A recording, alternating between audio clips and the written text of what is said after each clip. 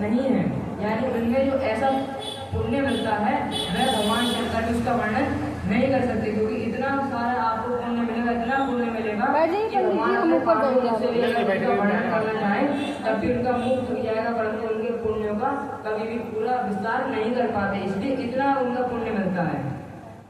नवरात्र व्रत का अनुष्ठान करके विरत के राजा जो थे सुरथ अपने खोए हुए राज्य को प्राप्त कर लिया था। यानी नवरात्र का व्रत करने से जो विरत नाम के राजा थे उनका जो पुत्र था सुरथ, जिन पर मैंने आपको बताया था जो देवी के बहुत बड़े भक्त थे, चारों तरफ से उन्हें राजाओं ने घेर लिया था, उनका सब राज्य छीन लिया था। जहाँ पर दूसरी जगह पर गए तो उनका वहां से भी राज्य छीन लिया। तो वही सुरथ थे जो कि नवरात्रि में जब उन्हें व्रत रखा तो उनका जो राज्य था देवी ने अपने आप सबको भगाकर उनका राज्य में वापस लौटा दिया था।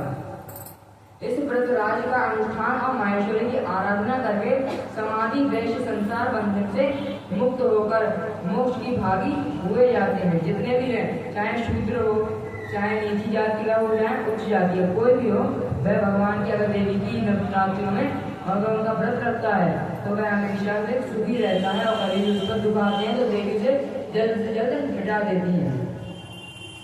जब आश्विन मास के जो भी मनुष्य आश्विन मास के शुक्ल पक्ष में विधि पूर्वक व्रत करके तृतीया, पंचमी, सप्तमी, अष्टमी तथा नवमी एवं चतुर्दशी तिथियों को देवी की पूजा करता है, शिवा देवी निरंतर उसके संपूर्ण अभीष्ट मनोरथों को पूरा करती है।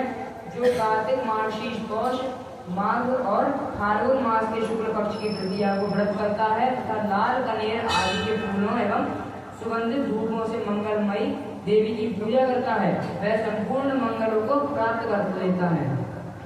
अब लोगों को इतना कहाँ करा जाए, इतने लोग कहाँ करा जाए, इतना सब कुछ अगर बताया गया है, लोग सोचते हैं कि चलो इनमें से एक व्रत ऐसा ढूंढ लेंगे जो कर लेंगे, नवरात्रि का एक व्रत ऐसा कर लेंगे जो कर लेंगे, जो कि है तृतीया का। अगर नवरात्रि में कोई भी व्रत रखना है तो शुरू और आखिरी के ज्यादा से ज्यादा लोग रखते हैं कि हम शुरू का रखेंगे और एक आखिरी का रखेंगे, पर नवरात्रों में इसमें बताया गया है कि देवी बताती हैं कि तृतीया का जो होता है, तीसरे दिन का जो होता है, उसका अगर आप व्रत रखेंगे तो आपको परम मंगलमय जितने 9 दिन को आपको जो व्रत होता है उसकी पूरी की पूरी एक बार में एक दिन का व्रत रखने से आपको 9 दिन के व्रत का आपको फल मिलता है। अगर आप 9 दिन भी नहीं रख पा रहे हैं तो सिर्फ एक दिन तृतीया के दिन अगर आप रखते हैं तो आपको 9 दिन के व्रत रखने का आपको अकेला एक दिन का फल मिल जाता है, ये समझिए। इसलिए अगर आप नहीं कर पा रहे हैं तो एक दिन नहीं कर लीजिए, और इससे बढ़िया कोई आपको व्रत देवी का मिलेगा भी नहीं, क्योंकि एक अक्षय तृतीया और एक नवरात्रि ये दोनों जो होते हैं वह हमेशा देवी के सबसे शुभ व्रत माने गए हैं और सबसे उत्तम व्रत भी माने गए हैं। कुछ लोग हैं जैसे इतना बता दिया गया है किनके लिखा है, पहले के लोग के लिए।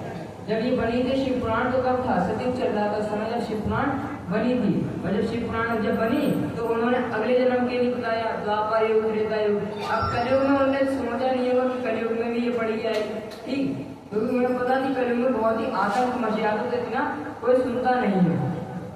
तब कलयुग के जो मानव होते हैं उन्होंने अपनी सोची कि लोग इतना भी हमने बताया हर दिन रखेंगे, परंतु कलयुग के मानव कैसे होते हैं, अलग होते हैं। वह एक दिन ढूंढ के उसका अगर व्रत रख लिया तो उसी से पाप हो मुक्ति हो जाती है, क्योंकि भगवान ने खुद कहा है कि कलयुग ने भी यही कहा है, कलयुग में भगवान चल रहा है कलयुग, उसने खुद कहा था कि एक बार मैं आपको बताऊं, जब राजा परीक्षित तक मारने की दौड़ पड़ते कलयुग को, तब उसने खुद कहा था कि जो 3 युग है, सतयुग, द्वापर युग और त्रेता युग, ये तीनों युगों में लोग तपस्या करते करते पूरे अपना जीवन बिता देते हैं, तब कहीं जाकर उन्हें भगवान की प्राप्ति होती है। परंतु कलयुग यानी मैं जो हूँ, मेरे अंदर कोई भी अगर जरा सी भी तपस्या करता है, जरा सी भगवान की पूजा करता है तो भगवान की प्राप्ति से तुरंत ही हो जाती है, जरा सी देर में उनको भगवान की प्राप्ति हो जाती है, जो भी भक्ति से पूजा करता है। कलयुग के मानव जो होते हैं उनके अंदर थोड़ी कम बुद्धि भी होती है, इतनी बुद्धि सबके अंदर नहीं होती है। कुछ लोग होते हैं बिल्कुल ही पागल होते हैं, कुछ होते हैं बिल्कुल पागल, और कुछ होते हैं थोड़े सीधे साधे जिनमें अगर होते हैं कि हमें क्या करना चाहिए क्या नहीं करना चाहिए। क्योंकि हमेशा अगर आप जिंदगी में अच्छे ही बनकर रहेंगे तो आपको पूरा तो सुख नहीं मिलेगा। अगर आप सोच रहे हैं कि हम अच्छे ही बनकर रहेंगे पर भगवान की पूजा नहीं करेंगे तो ऐसे काम नहीं चलेगा। वो लोग प्रसन्न है जो बुरे कर्म थोड़े से करते हैं, परंतु देवी माँ की और भगवान की पूजा करके वो सबसे उत्तम व्रत प्रदान करे, भगवान के धाम में चले जाते तो वह इस कलयुग में उत्तम पुरुष माने गए हैं। जो सबसे नीचे वाले पुरुष होते हैं, जो बिल्कुल जिनमें बिल्कुल भी दिमाग नहीं होता, 18 साल के हो गए, 22 साल के हो गए, 24 साल के हो गए, तब भी उनकी बुद्धि कौन सी है, जो कि 1 साल के बालक के अंदर होती है। वह उनके अंदर कुछ लोग जो होते हैं उनकी बुद्धि बिगड़ जाती है। अब भगवान ने उनके पिछले जन्म को कर्म से किया होगा। तो एक बार क्या हुआ कि 3 जो वो थे नौकर, दोनों सेठ जी एक बार दोनों सामने सामने मिले। तो दोनों सेठ जी ने कहा जो हमारे नौकर हैं वह बड़े ही एकदम से बिल्कुल इतना पागल है। तो उसने कहा अरे तुम्हारे क्या है, मेरे भी तो इतना पागल, मेरा एक नौकर है इतना पागल है कि उससे बड़ा मैंने आज तक पागल ही नहीं देखा। तो उन्होंने कहा अच्छा रुक जाओ, मैं तुम्हें दिखाता हूँ कि मेरा नौकर कितना बड़ा पागल है। सबसे पहले नौकर को बुलाया, नौकर ने कहा कि ए नौकर जरा, तो वह आया, बोला हाँ सेठ जी। तो इसने कहा कि ये लो 10 रुपए और इसके लिए मेरे लिए एक टेलीफोन ले आओ, एक मोबाइल ले आओ 10 रुपए में। अब बेचारा उसे क्या पता, वो तो अब सेठ जी ने कहा वो रुपए लेकर निकल गया। अब अगर वो सही होता, दिमाग में सही होता, तो वह और रुपये मांगे तो भैया इतने में नहीं आएंगे, तुरंत चल दिया, हाँ भी ला रहा हूँ चल दिया। अब वो कह रहे देखो मेरा इतना बड़ा पागल है, उसे ये भी नहीं पता है कि 10 रुपये में कहीं फोन आ जाएगा। अब दूसरे सेठ जी बोले नहीं ये तो कुछ भी नहीं है, रुक जाओ मैं अपना दिखाता हूँ। तो एक दूसरा उनका नौकर आया, उन्होंने कहा अच्छा ऐसा करो मेरा जो ऑफिस देखा तुमने ऑफिस, उन्होंने कहा हाँ मैंने देखा। उन्होंने भी देख दिया ऑफिस में मैं वहाँ पर बैठा हूँ नहीं बैठा हूँ। अब उन्होंने कहा कि कहाँ देख दिया कि मैं वहाँ पर बैठा हूँ नहीं बैठा हूँ। अब जबकि वो सामने ही बैठा। अब वो इतना पागल वो चला रही है हाँ रवि देख के आ रहा हूँ देख के आ रहा हूँ। अब बेचारे उन दोनों के बीच में मुलाकात हो गई, दोनों बीच रास्ते में मिल गए। उसने पहले वाले ने कहा अरे भाई तुम यहाँ पर कैसे, उन्होंने कहा यार मुझे भी चला, मेरे जो मालिक हैं उन्होंने ऐसा काम दिया। उन्होंने कहा अरे तुम्हारे मालिक कभी सही है, मेरे मालिक तो बड़ी पागल हैं। वहाँ पर दोनों ये कह रहे हैं कि ये दोनों पागल हैं, वहाँ पर दोनों कह रहे हैं कि ये मेरे मालिक पागल हैं। पहले वाला बोला कि यार मेरे मालिक इतने पागल हैं, उनने मुझे मोबाइल लेने भेजे 10 रुपए में, चलो मैं ले तो जाऊँ, चार्जर ले जाऊँ मैं, पर आज शनिवार है, आज रविवार है, आज दुकान कहाँ खुली होगी। अब वो ये कह रहा है कि मेरे मालिक पागल है, कि वो खुद इतना बड़ा पागल है कि रविवार के दिन अगर वो 10 रुपए लेकर नहीं जाएगा तब भी अगर खुली भी होगी तब भी कौन दे देगा। अब दूसरा बोला था तुम्हारे तो कुछ पागल नहीं है, हमारे सबसे बड़े पागल हैं। उनने हमसे कही कि देख के आओ कि मैं वहाँ पर हूँ नहीं हूँ। अरे वहाँ पर फोन करके पता कर लेते कि मैं वहाँ बैठा हूँ नहीं बैठा, मुझे भेजने की जरूरत थी। कह रहे कि मुझे भेजने की जरूरत थी, मुझे खाली चलवा रहे हैं, फोन करके पूछ लेते। तो इतने ऐसे कुछ लोग पागल होते कलयुग में, उनकी बुद्धि छीन लेते हैं लोग।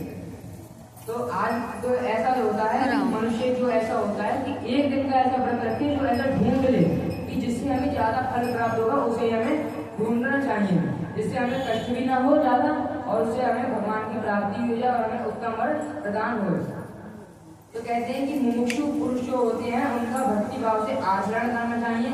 जो भी देवी और भक्तजन होते हैं, देवी के भगवान के जो भक्तजन होते हैं, खूब सारे भक्तजन होते हैं, उनकी हमें अच्छा करना चाहिए उनके साथ। अगर कोई ये है कि कोई भक्तजन है देवी का बहुत बड़ा भक्त है, अगर उसे किसी चीज की कमी हो रही है तो ये नहीं आप उसे भगा दे, तुरंत आप उसे कहें कि अच्छा हम दे रहे हैं आप ऐसी चीज ले लो। कभी भी उनका बुराई नहीं चाहनी चाहिए जो भी भगवान के भक्त होते हैं। तो मुमुक्षु पुरुषों को अपना भक्ति भाव से आचरण करना चाहिए, यानी जो भगवान के भक्त हैं उनका हमें आचरण करना चाहिए कि वह भगवान को कैसे प्रिय लगते हैं, उनकी हमें बातें सुननी चाहिए। किसी को ये पता नहीं होता है कि भगवान जो है प्राप्ति कैसे हो, भगवान को हमारा मन नहीं लग रहा, कुछ लोग ये कहते हैं।